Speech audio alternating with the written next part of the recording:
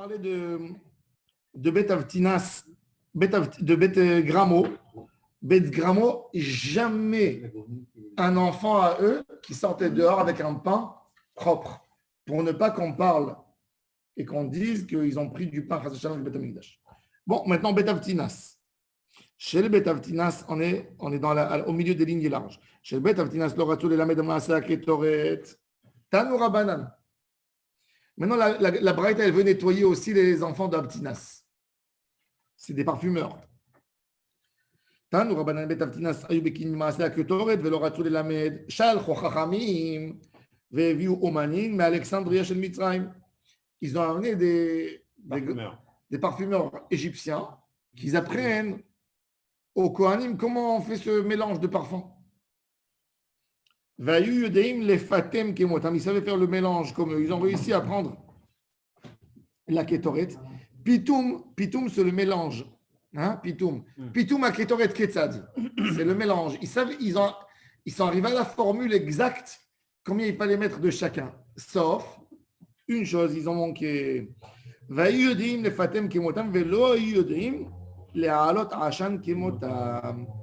Parce qu'en fait, il ne suffit pas de mettre les ingrédients. Il fallait faire une sorte de torréfication au parfum avant de les mettre pour pouvoir faire une sorte de fumée, etc. Donc, Ayou Mefatmim Kemotam, il faisait le mélange, mais la qualité du parfum n'était jamais pareille. C'est-à-dire imiter, mais jamais pareil. On dit Mefatem Avodazara. Mefatem, c'est mélange. Mefatem Agalim, c'est machin à faire. C'est... Là, Pitoum à Ketoret Ketzad. Le Pitoum, ça veut dire le mélange de la Ketoret. Il n'y a pas un truc avec Pitom dedans? Pitoum, c'est le mélange de la Ketoret. C'est alimenter la Ketoret. C'est pas Mefatem Agalim. Mefatem, c'est prendre faire le gavage des veaux. Non. Pitoum, alors ils ont amené d'Alexandrie, pourquoi? Pourquoi? Chez la lalou mitamer verolé kemakel, chez la lalou maftia les canaux les can. Quand ils mettaient les encens sur l'encensoir, quand Bet Avtinas il mettait, ça montait comme une colonne, sans s'éparpiller la fumée. Et c'était propre. Quand ceux-là d'Alexandrie sont venus, les parfumeurs, tout le Echal, il était enfumé, les Kohanim, ils toussaient, etc. C'était pas... Et ils faisaient la même quantité. Exact. Ça veut dire... Ça, c'est un miracle, ça, c'est pas un miracle. Une recette. C'était un savoir-faire. Alors, regardez, justement. Et... וכששמעו חכמים בדבר אמרו, כל מה שברא הקדוש ברוך הוא לכבודו בראו שנאמר כל פעל אדוני למענהו וחזרו בית אבטינס למקומם. Ils ont dit, allez, on remet les Bet Avtinas. Mais eux aussi, ils étaient vexés. Vous avez licencié, on ne revient pas. Comme ça, ils ont dit. Comme nous, Shalchou lahem chachamim velo baou. Kaflou lahem scharam ou baou. Ils leur ont doublé leur salaire, leur paye, et ils sont venus. Bechol yom ayu notlim, shne masar mané, vayom 24. Au lieu de 12, ils prenaient 24. Rabbi Yehuda, il dit pareil. Bechol yom 24. Vayom 48. Amrou lahem chachamim.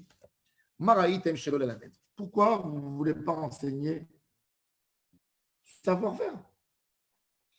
Alors, Amrou, ils ont répondu. Ils savaient que cette maison va se détruire. Ils ont dit, on n'a pas envie. Il va venir un homme qui n'est pas bon et qui va donner ce savoir-faire aux païens.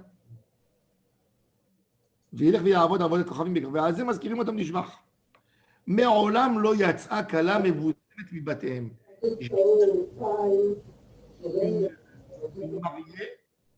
Vous pouvez fermer le micro, s'il vous plaît. Oui. Dada. Jamais une kala, elle sort parfumée de chez eux. Elle ne profite pas du parfum. Pour ne pas qu'on dise que c'est des restes du parfum du Beth Amikdash. Ce savoir-là, il l'utilisait que pour le Beth Amikdash. Non, et pas que ça.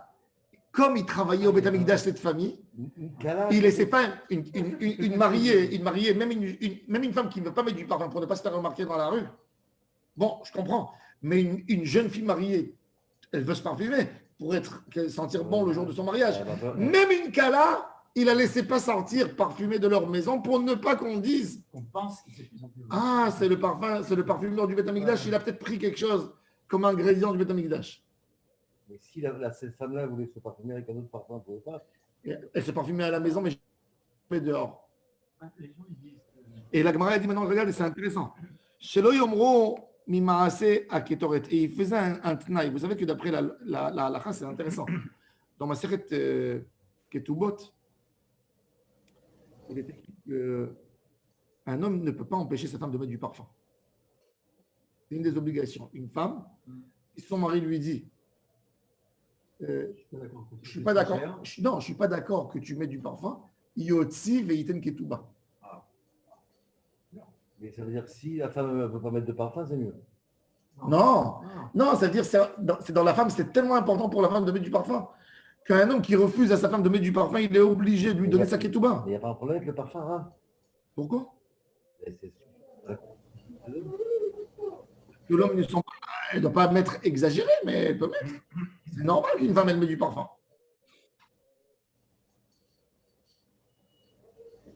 Ouais. Charlie?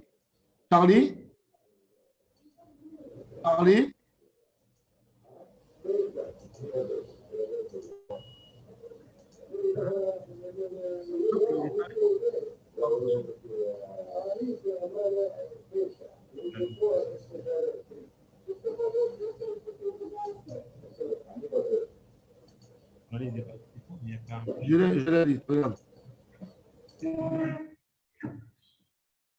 Ça y est, il est parti. Ouais. Bon, vous m'entendez? Marcel, vous nous entendez?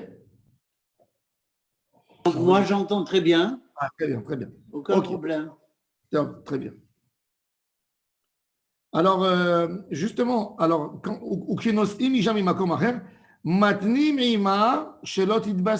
ils prenaient une femme qui n'était pas de Jérusalem, ils font avec elle une condition qu'elle ne se parfume pas. Pourquoi ils ont besoin de faire cette condition? Parce que justement, comme que je vous ai expliqué, un homme ne peut pas imposer à sa femme de ne pas mettre du parfum. Donc, il faisait une condition. S'il a fait une condition, ça s'appelle d'avoir chez Mamon. Toute chose qui est d'avoir chez Mamon, Knao Kayam. Et donc, il faisait avec elle une condition qu'elle ne se parfume pas. Le boulanger, le parfumeur, c'était quoi le troisième? Le pain,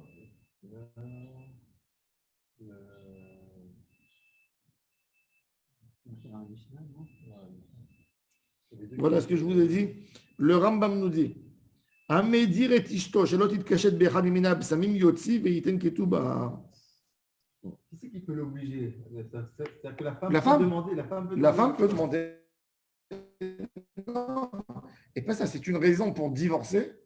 Elle ne perd rien de ses droits. Ça veut dire que ce n'est pas elle qui a cassé le couple. Ouais. C'est lui. Elle n'a pas cassé le contrat. Elle n'a pas cassé. Il y a le chir, le chant. Ouais, hein. Ah, le chant, hein, le chanteur. ועל דבר זה מזכיר, ועל דבר זה מזכירים אותם לשווה. Mais c'est deux-là seulement. שלא יאמרו ממעשה הקטורת מתבשמים לקיים מה שנאמר והייתם נקיים מהשם ומישראל. Maintenant, ça, c'est ce que eux, ils ont dit pour ne pas être maudits par les sages. Ils ont répondu, ils se sont excusés. La question, mais même avec ça, ils n'ont pas justifié au début. C'est pour ça que dans la Mishnah, c'est écrit Shem Reshaim Yirkav, c'est pas écrit sur eux que c'est des tzadikim. La Braïda a dit qu'en fin de compte, ils ont accepté. La Braïda va raconter d'où on sait, quand ils ont été acceptés, ils ont été nettoyés, qu'après la destruction du temple. Pourquoi? Regardez pourquoi. La Braïda continue. Tanya, Amar Rabbi Ishmael, Pam Hadaiti Me'alech Baderech, j'allais en route.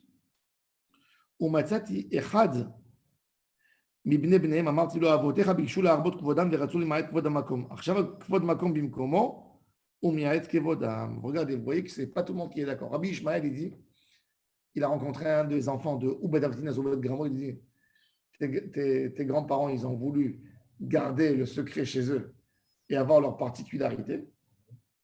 Et ils ont diminué avec ça le kavod d'Hachem parce que il n'y avait pas de concours, il n'y avait pas d'amélioration dans ce domaine.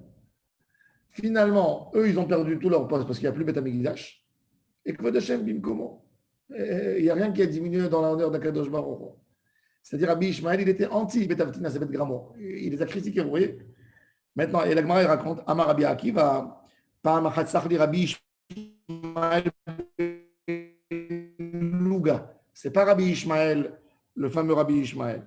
Pa'am achat, yatzati ani ve'echad ibn benem la sadel et la ket asavim. Il dit, je sortais avec un des enfants de Bet Avtinas, aller dans le champ pour ramasser des herbes. Ils sortaient dans les champs pour ramasser des herbes, pour manger, pour guérir. Non, c'était déjà après la destruction. Et tout d'un coup, je l'ai vu qui rigolait et qui pleurait. Amartilo mipnema bachita. Hein? Charlie, vous pouvez éteindre le micro si ça ne vous dérange pas? Charlie?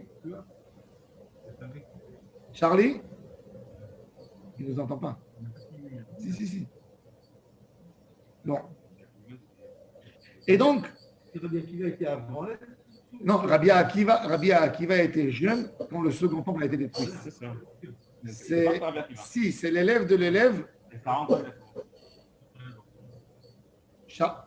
Il se connecte avec un autre. Charlie? Charlie? Oui, je vous entends là.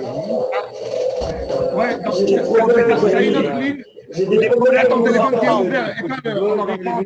Un loup. Excusez-moi. Il y a deux lignes. Il y a un qui est ouvert. Oui, j'ai un gros problème. J'ai un gros problème d'appareil aujourd'hui. Voilà. Maintenant, c'est bon. Maintenant, c'est bon. Alors, Rabbi Ishmael, il sort pour ramasser les herbes. Les enfants de nouveau se riront, tout ça. Et les femmes, je sais pas quoi. Et ben, je ne sais pas si tu vois ça, que les enfants, ils ont mis cette Mishnah. D'accord. Donc, alors bon, il sortait dans la forêt pour ramasser des herbes. Il est sorti dans la forêt pour ramasser des herbes avec un des enfants de la famille de Avtinas. Et il a vu qu'il rigolait et qu'il pleurait. Il lui a dit, pourquoi tu as pleuré? Il a dit, Kvod Avotai. Je me suis rappelé de l'honneur de mes parents qui faisaient la Kétoret, parce qu'il a trouvé là-bas un des encens de la Kétoret. Et il dit, pourquoi tu as rigolé? Il dit, parce que Kadosh Baruch Hu, il va nous ramener cet honneur à la fin, à notre famille. Il lui a dit, pourquoi tu as décidé de pleurer maintenant? Il dit, parce que j'ai trouvé l'herbe qui est Mahalé Hachan, le Mahalé Hachan. Alors, il a dit, j'ai vu ici dans les herbes, ici, qu'on mettait l'herbe, qui mettait la fumée dans les encens. Alors, il lui a dit, montre-le-moi, cette herbe. Il a dit, non, on a un serment chez nous dans la famille, quand on ne montre pas. Je ne peux pas te le montrer. Alors, il lui a dit, Rabbi Yochanan ben Nouri vit en Arabie Saoudite. Il a dit, pas, j'ai trouvé un vieux avec un rouleau de parchemin dans sa main. Comment faire la kétoret? La recette de la kétoret. D'où tu viens? Il m'a répondu, Mi bet Avtinas ani. Je suis de la maison d'Avtinas. Uma beyadecha, qu'est-ce que tu as dans la main? Amar le Megillat Samamanim, j'ai le rouleau de la recette. Comment on fait la kétoret? Areoulid, montre-le-moi. Amarli, il m'a dit tout le temps, chez Bet Abayou Kayamim, quand mes parents étaient vivants, on n'avait pas le droit de le donner à personne. Maintenant que j'ai des enfants qui ne sont pas cachers, qui ne sont pas tzaddik, ils vont l'utiliser pour d'autres choses, je te le confie dans tes mains, fais attention et ne le montre pas à personne. Quand je suis venu raconter ça à Rabbi Yochanan ben Nouri, il raconte qu'il a raconté cette histoire à Rabbi Akiva, à Marli, Me'ata, Assur, les sateurs b'ibnotam shelelu. De là, on voit que toute l'histoire de Bet Avtina, c'était des tzadikim. Même que l'auteur de la Mishnah, lui, n'a pas accepté. Quand eux, ils sont venus raconter pourquoi ils ne voulaient pas apprendre la Kétoret, ils ont dit c'est un prétexte. Tu ne veux pas raconter, tu racontes soi-disant que tu veux défendre le temple. Mais en fait, tu ne veux pas défendre le temple. Tu veux garder le secret chez toi. Il dit non, voilà la preuve, c'est qu'il a donné. Quand il a vu que ses enfants n'étaient pas des enfants sincères, il a préféré donner à Rabbi Yochanan ben Nouri pour que ce savoir il passe. Nouri qui était en Arabie. Qui était un homme qui est en Arabie Saoudite. Oui. Même pas un Cohen. Même pas un Cohen, ni un parfumeur. Il est où ce Kétoret? Je ne sais pas. Mais attends, Amar. Il y a ça dans la Gemara. Il a dit que maintenant que je n'ai pas des enfants qui sont réunis. Pardon? Ah non. La Gemara, c'est jamais précisé. Non, mais il a parce qu'il avait. Non, parce qu'on voit, justement, Il lui dit, je n'ai plus à qui transmettre. Il est pas là. Oui, j'ai vu comme ça dans les femmes. Maintenant, il dit, voilà, maintenant, ils ne sont plus là, moi je suis vieux, donc je n'ai plus à qui donner. Il avait plus, on voit qu'il n'avait plus à qui donner, c'est ça. Autrement, il n'aurait pas donné. Mikan Amar Ben Azai. Ben Azai, quand il a vu cette Mishnah, il a dit, très intéressant, il a dit, on apprend ici une leçon extraordinaire pour la Parnassa. Quand un homme il voit un concurrent, il a peur qu'il lui prenne sa Parnassa.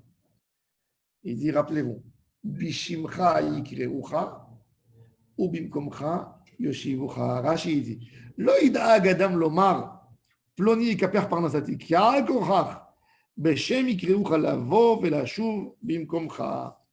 Il te dit, ou mishelcha yitenulach. Et de toi, peut-être un Gilgoul, il veut écouter. Ou mishelcha yitenulach. Il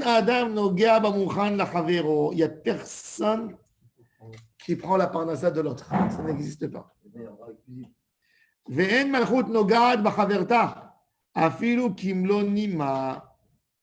Quand quelqu'un il a besoin, il va être roi, il doit être roi, il n'y a personne, il ne peut pas prendre. Ça veut dire le moment où il lui a été donné, personne qui peut lui prendre sa royauté, même pas une seconde. Regardez Rashi. Rashi donne un exemple du roi, de la royauté. Rashi dit Ve'en malchut nogad b'chaverta, mishe'egia zman ha'malchut lipol ve'ta'amod acheret, lo ye'acher zman kimlo nima. Et là, mishe'zman lipol balayla, nofelet balayla. Quand il y a un coup d'État qui doit se faire la nuit, quand un roi va, c'est arrivé à terme, la nuit, il aura un coup d'État. On ne va pas attendre pour nommer un autre roi, ça prend en journée, tu vois. Non. La preuve, chez Nehemar, à propos de Belshazzar, Belel Yait Ketal Belshazzar, ou chez Zmana Nofelet Bayom, et quand il doit être nommé roi en journée, il est écrit à propos de l'Égypte, ou Betarpanches Hashachayom.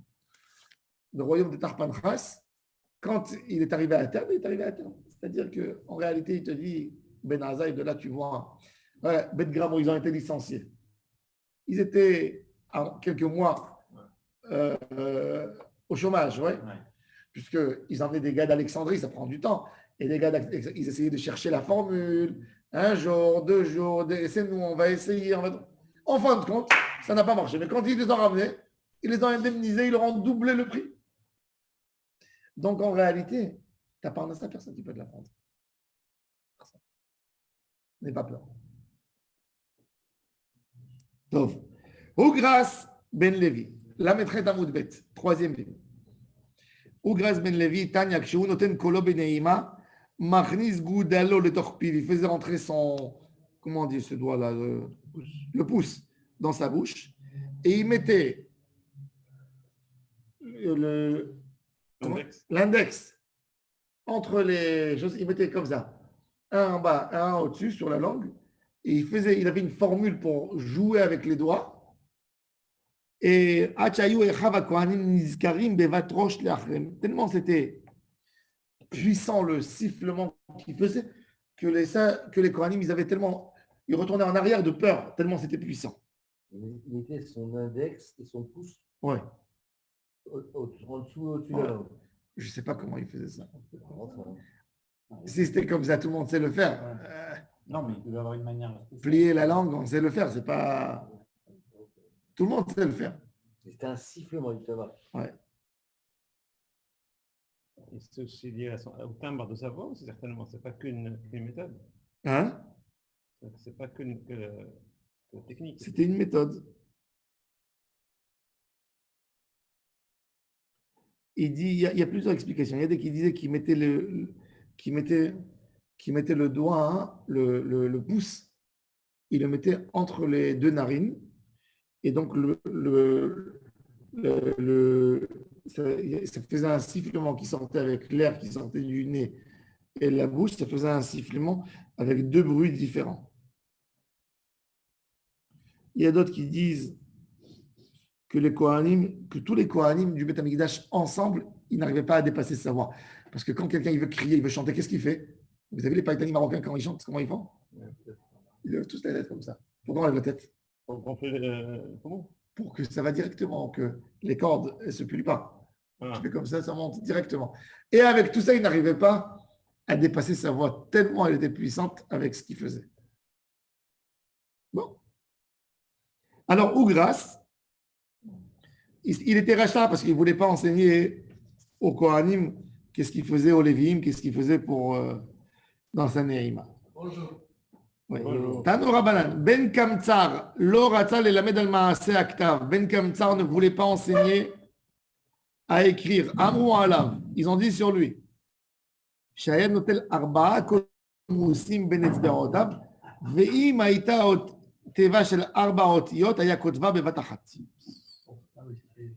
Ça veut dire, s'il y avait un mot comme le nom divin, il pouvait l'écrire en un geste, avec ses... C'était l'idée de l'application que tu avais achetée. D'écrire une lettre et de faire d'autres. C'est Ougras, mais c'est justement. C'est Ben Kamtsar. Le stylo. Et ואם היה כתיבה של 4 אותיות, היה כותבה בבת אחת. אמרו לו, מה ראית שלא ללמד? Pourquoi tu n'as pas... On fait quoi, un dieu, une Torah? Non, ils lui ont dit, pourquoi tu ne veux pas enseigner pourquoi tu veux pas enseigner cette sagesse? אמרו לו, מה ראית שלא ללמד? כולם מצאו תשובה לדבריהם. בן קמצר לא מצא תשובה לדבריו. C'est intéressant. D'après cette braïta, même Ougras Ben Levi, c'était bien. C'est-à-dire pourquoi? Parce que Ougras Ben Levi, il a dit, moi, j'ai pas envie qu'on chante ça dans la Avodah Zarah. Ça veut dire chacun, il a argumenté. Mais Ben Kamtsar, il n'avait pas de quoi argumenter son refus. Et ils ont dit sur lui... On voit pas plus d'arguments pour Ougras. Hein? Il a pas d'argument. Non, mais certainement. D'après cette braïta, il a... Il n'y a que lui, en fait. Les 3 premiers ils ont été... Non, le troisième, il n'a pas dit. Si, le 3e aussi. Non. Il n'y a pas de Si. Où? Ils disent ici. Où? Parce que là, il n'a pas marqué. Oui, il n'y a pas marqué. Il n'y a rien marqué. Oui, il n'y a rien rien marqué. Oui, il a dû dire. Il a dû dire. Il dit, à la Rishonim Ne'emar Zechra Tzadik, à quel Kamtsar Vachaverav Ne'emar Veshem Resha Mirkav. C'est qui Vachaverav? C'est Vachaverav Vachaverav ou Vachavero? Non, que le 4e groupe. C'est qui? Sinon, il aurait dit aussi Ougras ou bien. Ah, je ne sais pas. C'est un si, débat. si. Val Ben Kamtsar Vachaverav. Ça veut dire que. Ne'emar Veshem Resha Mirkav. מהי בשם רשעים ירכב? אמר רבי אלעזר, רק ניווט תעלה בשמותם, דלא מסכינן בשמיון. Jamais on les rappelle avec leur nom. Ça, c'est Shem Rechaim Yirkav. C'est pas leur nom. Donc, ça veut dire on n'a pas le droit d'appeler sur leur nom. Ça veut dire Ougras, tu n'as plus le droit d'appeler ce nom. C'est comme il marche chez moi.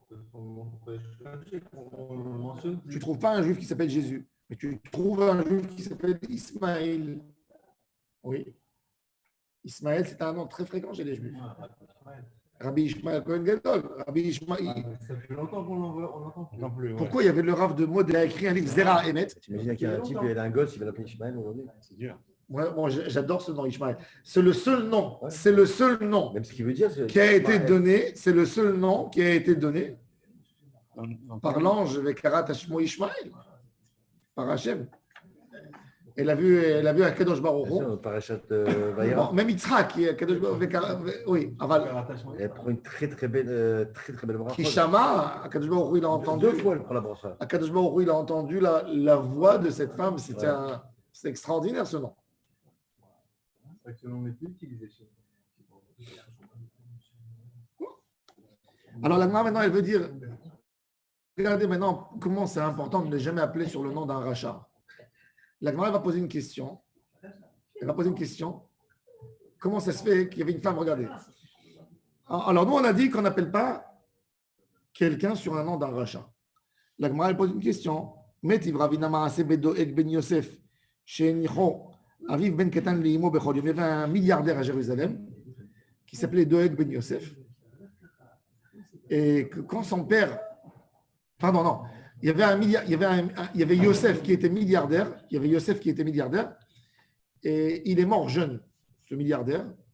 Et il avait un enfant qui s'appelait Doeg. Et la maman, tellement elle avait peur pour son fils, tous les jours, elle prenait l'enfant, comme à la Tipat Halav, elle pesait l'enfant. L'enfant, il pesait 4 kilos. Elle offrait au Beth Amikdash 4 kilos en or pour qu'Akadosh Baruch Hu le protège et le préserve. Elle a le droit de faire ça. Tous les jours. Elle offrait son poids en or. Et regardez ce qui s'est passé. Quand les Romains encerclaient Jérusalem, elle a mangé son fils quand c'est arrivé à la famine. Dieu nous en préserve. C'est incroyable, hein, c'est inadmissible. Et regardez. מעשה בדואג בן יוסף שהניחו אביו בן קטן לאמו בכל יום הייתה אמו מודדתו בטפחים ונותן למשקלו של זהב לבית המקדש. וכשגבר אויב n'avait plus de quoi manger, טבחתו ואכלתו. Il était en train d'agoniser, elle a dit bon de toute façon il va mourir. Comme un animal elle est devenue. Elle a mangé. ועליה כונן ירמיה אם תאכלנה נשים פריים עוללי טיפוחים משיבה רוח הקודש ואומרת אם ייהרג במקדש אדוני כהן ונביא. Il dit, vous avez tué au temple les prophètes. Vous voyez, vous voulez la protection divine. Dieu nous en préserve. Alors, en tous les cas, la Gemara, qu'est-ce qu'elle veut maintenant, toute cette histoire? Elle te dit, regarde, cette tzaddik est cette femme. Comment elle a appelé son fils Doeg, qui est le nom de Doeg Aedomi, qui était rachat. Tu vois que le prénom de Doeg, parce que il existe dans l'âme Israël. Elle s'inquiétait, Doeg. Alors la Gemara dit, regarde Ma'al Talo Besofo, parce qu'il s'est fait appeler Doeg, c'est pour ça qu'il est mort comme ça. S'il ne serait pas appelé Doeg, peut-être qu'il ne serait pas mort. De là, on voit comment c'est important les prénoms. Il ne faut pas donner des prénoms stables. Il faut savoir aussi. Hein. Il faut savoir ce que ça veut dire les prénoms. Moi, j'ai rencontré je vous dis ça pas pour avoir. Il y a un gars, il a appelé sa fille Diana, sur le nom de la princesse. Elle passe sa fille des malheurs un après l'autre. Un après l'autre. Je lui ai dit, viens lui faire le changement du nom. La fille, elle ne veut pas, elle a peur. Des fois, quand on donne des noms comme ça, il faut faire attention. C'est que quand tu donnes tes enfants, si tu es marié jeune, que tu n'es pas trop. Si tu es religieux, ça va, mais si tu es un peu. Après, on peut trouver aussi, ça dépend du prénom. Si un prénom très courant, un prénom courant, même s'il y a eu un prénom courant, comme il y a eu des gens réussis sur ce nom, mais quand le nom il n'est pas assez fréquent, et il est que sur un nom d'un homme connu, mais qui a passé une tragédie dans sa vie. Ils ont eu la cavana de donner. Des fois, quand on a des. Il y a quelqu'un qui m'a posé la question, il m'a dit, des fois, il y a quelqu'un qui n'est pas réussi dans la famille. La femme, elle a envie que le mari donne à l'enfant le nom du beau-père. Maintenant, son beau-père, il n'était pas ou Yereshamaim, ou ce n'était pas un homme chanceux. Alors, je lui ai dit, pense, au moment où tu prononces son nom, pense sur un tzaddik. Pense sur quelqu'un qui était chanceux, qui avait le même nom. Comme ça, tu lui donnes le mazal de celui qui était meilleur. Tu peux prononcer au moment où, dans la Brit Mila, où tu prononces le nom, tu penses au nom de cette personne qui était réussie et qui était chacham. Et là, ça lui colle. On voit que le nom, ce n'est pas de la rigolade. Regardez ici dans l'histoire. La Gemara dit que parce qu'elle a appelé Doeg, il est mort, il a passé cette tragédie. Et ceux qui partent jeunes, on ne les nomme pas, c'est ça aussi? Normalement, on ne nomme pas. Chez les Marocains. Sauf s'il est mort al Kiddush Hashem. Sauf s'il est mort al Kiddush Hashem. Il y a des qui disent que ça ne compte pas. Tous les rescapés de la Shoah, ils ont donné les noms des frères et tout ça à leurs enfants. Et au Hashem, il n'y a rien qui est arrivé. Parce que quand quelqu'un il est mort dans l'armée soldat ou quelque chose. Mais dans les familles, par exemple, quand il y a un, il y a un des frères qui est mort jeune. Les enfants, ils ne le nomment pas. Alors, où on nomme et on ajoute un nom en deuxième prénom, pas en un seul prénom. Ça veut dire, on lui ajoute toujours Chai avec quelque chose. Tu vois, par exemple, il s'appelait, je ne sais pas moi, Binyamin Chai. Que Binyamin est vivant. Non, il est. Tu vois, c'est ce qui va arriver. Bon, le frère de mon père, il s'appelait Henri Pinchas Chikli. Et ils m'ont nommé parce qu'il est niftar à 30 ans à Purim. Bon, mais toi, tu es Arié. Ils m'ont rajouté Arié. Et ils t'ont ajouté après? Non, il m'a ajouté à ma naissance Arié. Arié, d'accord. Il faut que tu te fasses appeler. Mais il faut que tu te fasses appeler, tu entends, une fois par 30 jours, que les gens t'appellent Arié. Ouais, Arié, j'ai une mauvaise. Je vous ai appelé Arié à Tel Aviv, grave. Je préfère Pinchas, c'est mieux que Pinchas. Non, mais il faut, justement, Henri, encore, j'aime bien aussi. pour augmenter ton mazal, justement, pour. Henri, je ne sais pas s'il est. D'où tu sais. Ouais. Bon, On va t'appeler, nous. il faut t'appeler une fois par 30 jours. Une fois par 30 jours, quand tu montes à la Torah, tu te fais monter par Pinchas Arié. Ça dépend. Il faut dire Pinchas Arié. C'est ceux qui m'appellent, qui me connaissent. Moi, tu donne le nom. sais. Attends, excusez-moi si c'est la piqûre. Allô, oui Ken. Oui. Donc, bon. Oui. C'est la picouse. Ouais. C'est un Vim Zelazé. Pourquoi c'est bien que tu utilises Pinchas Arié? Je vais te dire pourquoi. Oui, parce que P, Ouais. Aleph, Yud. Voilà, parce que ton papa c'est Yaakov et Pinchas Arié, c'est le nom de la Parnassa. Poter et Yadera. Pinchas Arié, mais pas Arié tout court. Non, Pinchas Arié. Pinchas Arié. Tu dois te faire appeler Pinchas Arié. Haroun. Henri, c'est Haroun. normalement. Hein Henri, c'est Haroun. Alors, ouais. Mais je ne sais pas pourquoi. Aaron Pinchas. Tu as été appelé dans la Brit Mila Henri. Je ne sais pas, j'y étais pas, je me rappelle plus, hein, mais je pense que. Ouais, mais qu'est-ce qu'ils te disent, ton frère et ça? Pinchas, c'est vrai, mais connaissant mon père, il a fait très attention parce que tous les autres frères, ils ont eu peur. Alors l'un, ils l'ont appelé Henri, l'autre, ils l'ont appelé Dov, l'autre, il l'a appelé Chaïs. Ils ont changé. Le seul qu'il a. Et quand une fois, j'étais au cimetière du Borgel, où il y a Rabbi Raphaël Noël, il est cavour là-bas. Je suis arrivé devant, j'ai vu comme ça. Ah, parce qu'il est enterré là-bas. Marqué Henri Rachiki. C'est lui, quoi. Mais il est niftar à Pourim, le jour de Pourim. De quoi? Il a une appendicite qui a mal tourné, mais en vérité, il faisait passer beaucoup d'or de Tunis à l'époque, c'était avant l'indépendance. Il faisait le voyage en bateau et il était très angoissé parce que c'était caché à chaque fois. Je pense que c'est Une crise cardiaque. C'est vrai, on n'a jamais su. Même son argent, on n'a jamais su. Ça va. Au Top. père devenu fou.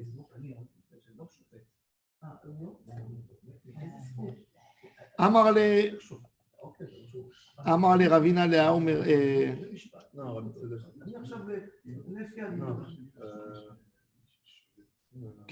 אמר רבי אלעזר, צדיק מעצמו ורשע מחברו.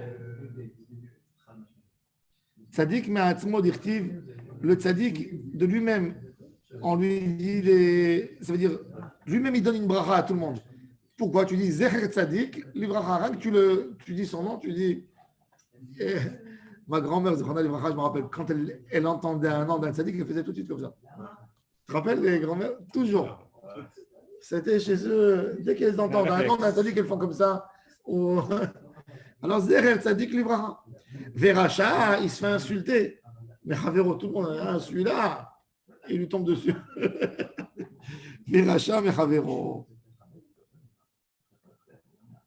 דכתיב בשם רשעים ירכב, אמר לרבינה לאומי רבנן דאמר מסדר הגת הקנה, מנה מילתא דאמרו רבנן זכר צדיק לברכה, d'où je sais minatora que quand tu entends un nom d'un tzaddik, il faut lui faire une louange. Hein? D'où c'est intéressant. Ouais. Et il a dit, nous on sait que quand on entend, d'ailleurs le Stipler, Zecher Tzadik Livracha, dans son livre, Kehilot Yaakov, c'est incroyable, c'est fascinant. Tu ouvres son livre, du début de son commentaire, il a écrit des chidushim sur le chasse, 15 ou 20 volumes. Jamais il amène un mefaresh sans écrire dessus Zal, Zichron Livracha. Alors des fois il te dit, tout le temps, chaque tzaddik qui ramène, Zal, il écrit. Jamais il loupe Zichron Livracha sur un tzaddik. Pourquoi? Pour accomplir ce qui est écrit dans la Gemara. Quand on dit un nom d'un tzaddik, il faut absolument dire Zichron Livracha. Alors d'où on sait, alors Mideoraita, Dirtiv, Vadonai, Amar. Il n'y a pas marqué Tzadik, Zal, Zichron Livracha. Il y en a qui font Zatzal aussi. Oui, non, mais ça ne me gêne. Du moment que c'est un tzaddik, alors Zecher Livracha. Du moment que c'est un tzaddik, alors Zichron Livracha, que si je me varech auto, donc c'est un tzaddik. Après, il y a de l'inflation. Il y a Zatzal, il y a Zatzukal, il y a Zatzuklal Ha. Zecher Tzadik vekadosh livracha. Et il y a des qui disent Zecher Tzadik vekadosh livracha li haye ha'olam haba. Ah oui, le rabbi. Alors, il y a Sruto Yagen Alenu, il y a Sruto Tkumana, tout ce que vous voulez. Bon. Ça marche, hein? Tout marche. L'inflation marche. Alors la Gemara, elle dit d'où on C'est pas de apprend. la Gemara. Alors oui, alors la Gemara, elle dit d'où je sais que Minatora, il faut le faire. Akadosh Baruch Hu, quand il va annoncer à Abraham Avinu qu'il va détruire Sodome et Gomorre. Alors il a dit à Akadosh Baruch Hu, Amechase Ani Abraham, est-ce que je couvre d'Abraham Avinu ce que je fais? Et qu'est-ce qu'il dit tout de suite? Abraham ayo yiyeh, les goy gadol. Donc il lui fait une bracha tout de suite. Ça veut dire, rien qu'en. La raison qu'il raconte à Abraham, c'est pas parce qu'Abraham il est les goy gadol, c'est parce qu'Abraham il est tzaddik. Et parce qu'Abraham il est proche de lui. Et il ne veut pas lui courir. Mais pourquoi il dit Abraham ayo yiyeh les goy gadol? Donc de là tu apprends que dès que tu mentionnes le nom de quelqu'un qui est tzaddik, tu fais une bénédiction, comme quoi Kadosh Baruch Hu, il a fait une bénédiction. Donc de là on voit. ואברהם היו יהיה לגוי גדול ועצום. מנה מילתא דאמור רבנן, שם רשעים ירכב. D'où je sais maintenant que le rachat, il faut le maudire quand on dit son nom. Tout de suite, on voit avec l'ange, Vayehal ad Sodom, un des anges d'Abraham qui est venu chez Abraham, il est parti à Sodome. Qu'est-ce qu'il décrit tout de suite? Va'anche Sodom ra'im v'chataim lachem me'od. Pour finir avec quelque chose de correct, Amar Rabbi Lazar, tzadik, dar ben shne reshaim velo lamad mima'asem. Racha, dar ben shne tzadikim velo lamad mima'asem. C'est-à-dire, un tzadik, même s'il est avec des reshaim, il reste tzadik. Un grand tzadik. Et un tzadik moyen, il peut apprendre. Un racha, un grand racha, même s'il est avec des tzadikim, il n'apprend pas. Qui est le tzadik qui était avec des reshaim? Obadiah. Obadiah, ses parents étaient des Rechaïm, c'était des Goïm, toute sa famille. C'est un converti, Obadiah. Et Obadiah était le secrétaire de Achav. Et il n'a pas appris de leurs mauvaises choses. Il est resté prophète. Obadiah ayayare et Adonai meod. Obadiah était en témoigne sur lui. C'est lui d'ailleurs que sa femme s'est endettée, qu'avec le miracle d'Elisha, avec l'huile. Oui. Il lui a dit de vendre. C'est la femme de Obadiah. C'est la femme, oui. Obadiah a nourri 150 prophètes chez lui à la maison. C'était Obadiah. Obadiah Yayare et Adonai Meod. Et il a pas. C'est Léonélie qui va l'avoir ça. Oui, qui lui fait la bracha, il lui dit. Non, Elisha. Elisha.